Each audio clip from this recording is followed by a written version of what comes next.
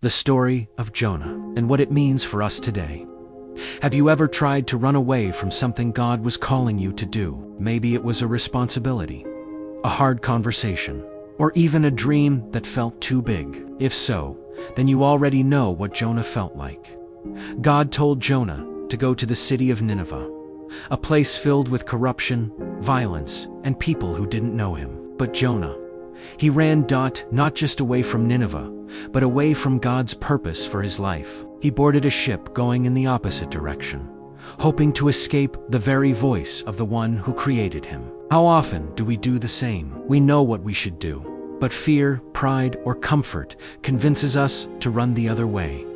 As Jonah fled, a violent storm shook the ship. The sailors panicked, crying out to their gods, tossing cargo overboard, and Jonah, he was asleep below deck, trying to ignore reality. Sometimes life's storms aren't random. They are wake-up calls, reminders that we can't outrun God's plan. When Jonah finally confessed, the sailors threw him into the sea, and instantly the storm stopped.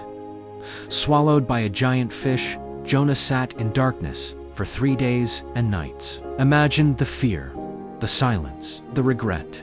And yet, in the very place that looked like death, God gave Jonah life. Jonah prayed.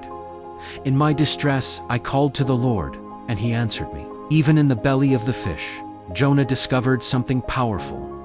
No matter how far you run, you are never too far for God's mercy to reach you. The fish spat Jonah out.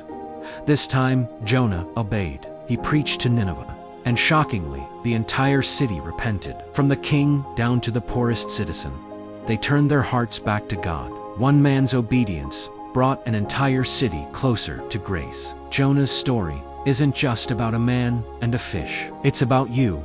It's about me. It's about the moments we run, the storms that chase us, and the second chances God gives us. Maybe today, you feel like Jonah, running, hiding, afraid. But hear this.